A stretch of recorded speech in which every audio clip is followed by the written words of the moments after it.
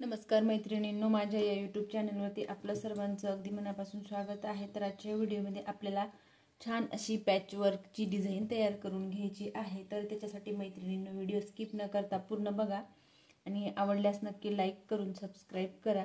तर पॅचवर्क डिझाईनसाठी हा छोटासा काट आहे आणि याच्यापासून आपल्याला छान अशी डिझाईन तयार करून घ्यायची आहे। कारण आता साडीला कधी कधी एकाच बाजूला काट असतो, तर तो आपण बाहींना जोडत असतो, तो थोडाफार काट उरला त्याच्यापासून आपल्याला छान अशी डिझाईन कशी तयार करायची आहे तर ते बघू।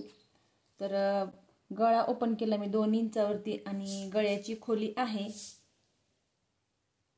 10 इंचाची। इथं घेतलं 2 इंच, परंतु इथं मी 2.5 इंच घेतलेलं आहे। तर अस्तरवरती मी आधी गळा आखून घेत आहे। तर अशा पद्धतीने इथं आधी सरळ रेष आखून घेतली। आपल्याला पेपर कॅनव्हासवरती हे उमटवून घ्यायचं आहे, त्याच्यासाठी मी इथं थोडं डार्क करून घेत आहे। तर गळ्याचा आकार दिला, परंतु तो थोडासा रॉंग साईडला झाला म्हणून परत इकडच्या बाजूला डार्क करून घेतला।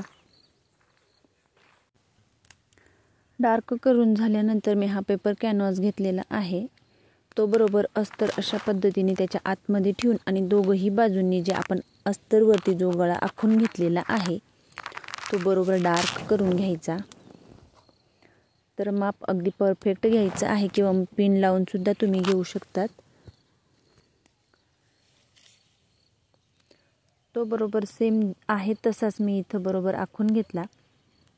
त्याच्यानंतर मग त्याच्या 1.25 इंच इतके अंतरावर मी जो गोल आकार आहे तर तिथं बरोबर 1.25 इंचाचं माप घेऊन आणि तिथं सुद्धा डार्क करून घेतलं आणि त्याच्यानंतर परत त्याच्या बाजूला 0.5 इंचावरती आखून घेतलं।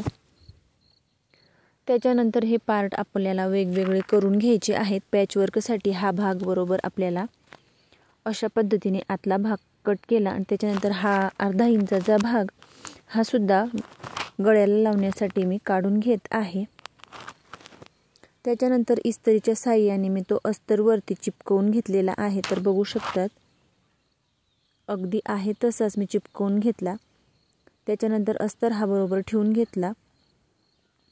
हा भाग डिझाईन करण्यासाठी मी आतील भाग हा कट केलेला आहे आणि हा वेगळ्या अस्तरावरती आपल्याला चिपकवायचा आहे। चिपकवून झाल्यानंतर गळ्याच्या सर्व बाजूंनी बरोबर एकसारखं शिलाई मार्जिन पकडत आपल्याला शिलाई करून घ्यायची आहे। तर शिलाई करत असताना एकसारखं शिलाई मार्जिन पकडायचं आहे आणि त्याच्यानंतर गळ्यातील भाग आहे तो कट करायचा आणि पूर्ण गळ्याला आपल्याला बारीक कट मारून घ्यायचे आहेत। तर बघू शकता सुरुवातीला आधी जो कोना आहे तिथं कट केला आणि मग पूर्ण गळ्याला मी कट मारून घेतले। छोटे छोटे कट मारून झाल्यानंतर आहेत त्या पिना काढून आणि अस्तर हा आपल्याला पलटवून घ्यायचा आहे। त्याच्यानंतर अस्तर पलटवून आणि पूर्ण गळ्याच्या सर्व बाजूंनी एकसारखं शिलाई मार्जिन पकडत आणि गळ्याला शिलाई करून घ्यायची आहे। गळ्याला शिलाई झाल्यानंतर जो अस्तर आहे त्याच्या सुद्धा सर्व बाजूंनी आपल्याला शिलाई करून घ्यायची आणि एक्स्ट्राच्या भागाची कटिंग करून घ्यायची।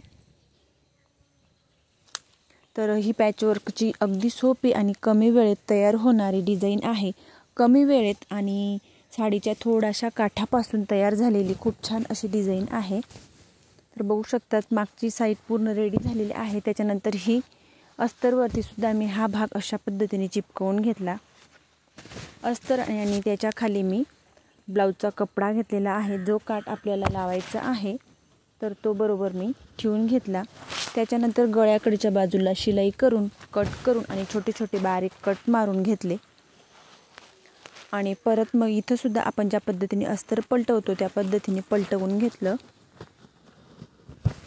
पलटवून झाल्यानंतर तिथं सुद्धा आपल्याला अगदी कडेने 1 इंच टेपच्या 1 लाईन इतकं अंतर सोडत एकसारखं शिलाई मार्जिन पकडत शिलाई करून घ्यायची।